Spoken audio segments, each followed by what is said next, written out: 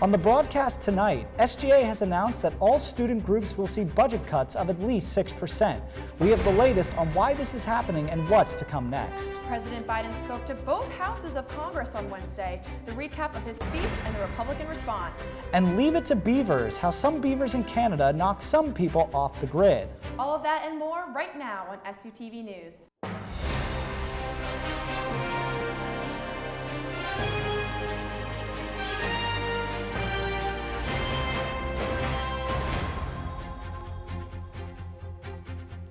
Good evening and welcome to SUTV News. I'm Adam Beam. And I'm Livv Faenza. We want to begin tonight with an apology to you, our viewers. You may have noticed that our weekly news broadcast was posted late Thursday night, and by mid-morning Friday it was gone. Well, that's because if you watched our broadcast while it was still up, a curse word made its way into the show. The anchor Marley Bowman has a statement. Last week during our Thursday broadcast, while on camera, I had used some inappropriate language. I wanted to take the time to apologize to our viewers if any of you were offended by what I had said, and promise to do better for the future. Thank you.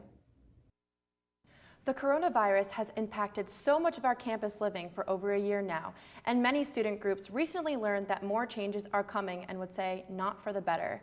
In an email sent to the leadership of all student groups and club sports, Chase Slanker, SGA Vice President of Finance, explains that due to a decrease in enrollment and other financial troubles due to COVID-19 and the student activity fee, student groups' budgets will now be cut by 6%.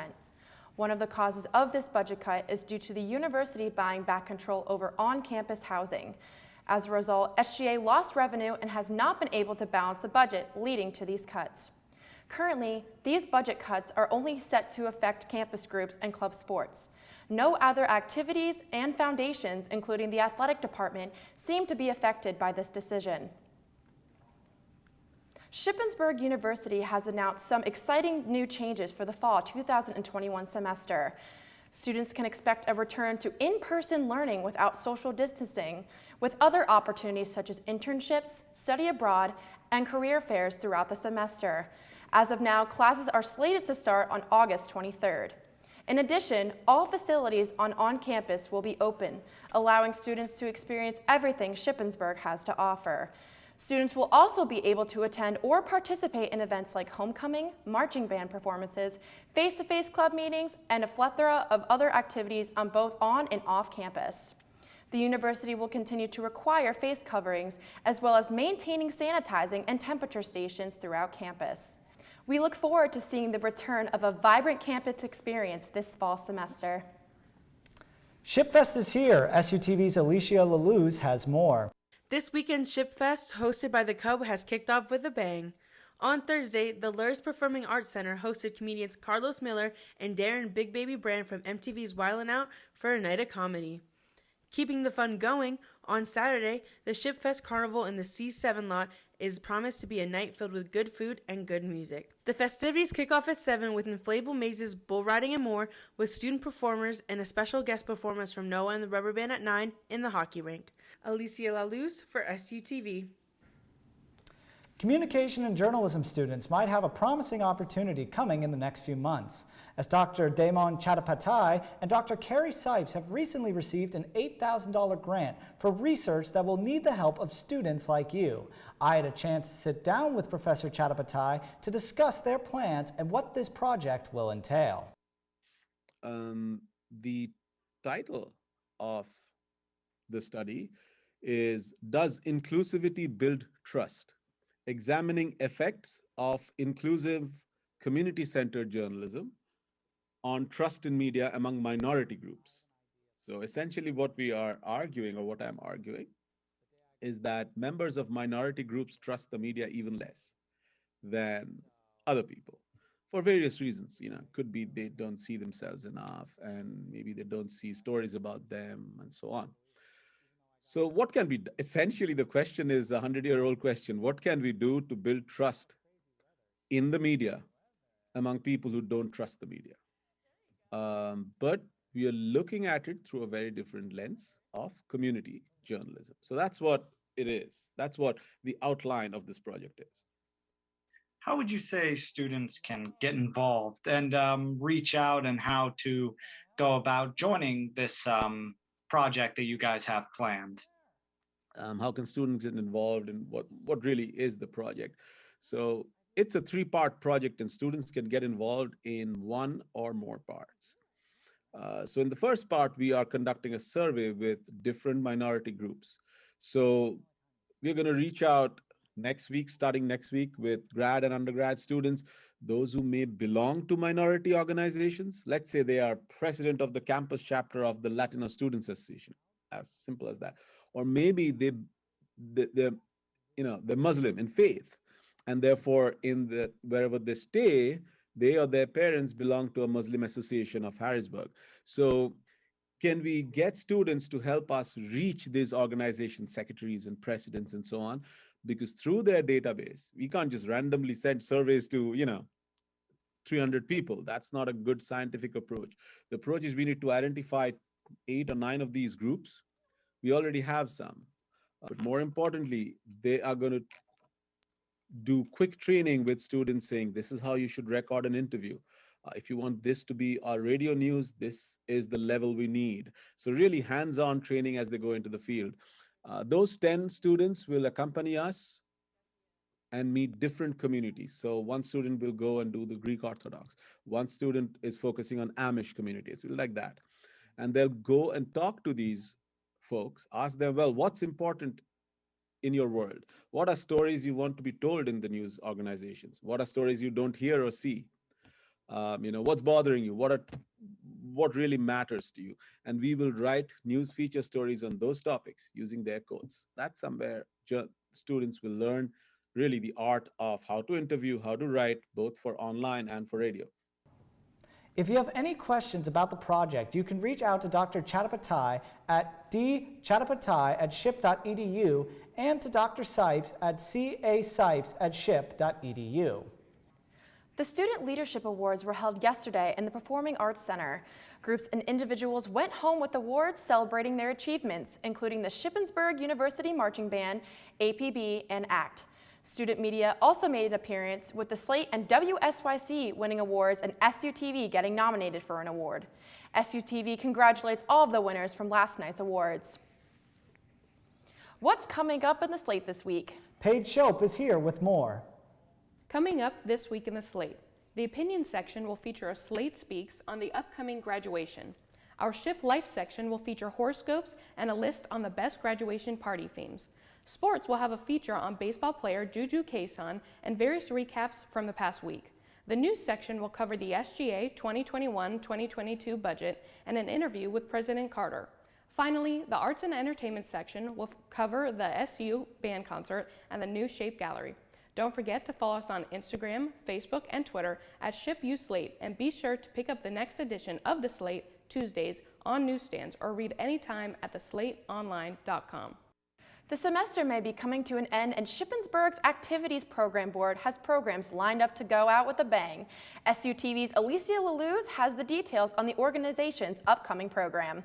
This weekend, Shippensburg's Activities Program Board, known to students as APB, will be hosting a scavenger hunt across campus for students. Happening Saturday, May 1st from 1 to 4 p.m., students will have the chance to compete in the hunt in pairs or singles for APB's prizes of the day.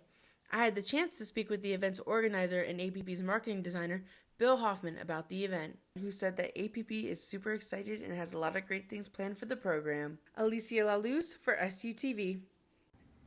The State System of Higher Education, also known as PASHE, is launching a new training initiative for all students. Diversity, Equity, and Inclusion, or DEI training, is designed to give students the knowledge to, quote, embrace DEI in their lives today and as citizens of the world tomorrow, end quote. Chief Diversity Officer Stephanie Girard sent a video out campus-wide to talk about the new training to SHIP students. This training manual and pod that you will be engaged in is to prepare you for today and tomorrow. Let's face it, students, you are paying us tuition dollars. Why are you paying us tuition? So that we can prepare you to be better people and to be competent professionals. This training in what we call DEI, Diversity, Equity, and Inclusion, is to prepare you and to teach you all the ways of the world in which to deal with humanity. The training is required by the state system. However, there is no due date for the training as of now. President Biden on Wednesday night made history for a number of reasons in his first meeting with the joint session of Congress as president, just on the eve of his first 100 days in office. As he spoke in front of Vice President Kamala Harris and Speaker of the House Nancy Pelosi, a first in U.S. history, the speech covered many different aspects of the administration, mainly all that they have accomplished so far and what they plan to do moving forward. Speaking to a crowd of socially distanced senators and representatives, Biden continued to encourage Americans to get vaccinated. Go get vaccinated, America. Go and get the vaccination. They're available. One of the biggest promises of the night was arguably Biden's plan for the economy. From the $15 minimum wage to his new American Families Plan, which he hopes will dedicate $1.8 trillion towards education and family care. Amidst the Derek Chauvin verdict and shooting deaths like Andrew Brown and Anthony Alvarez, the country feels more divided than ever.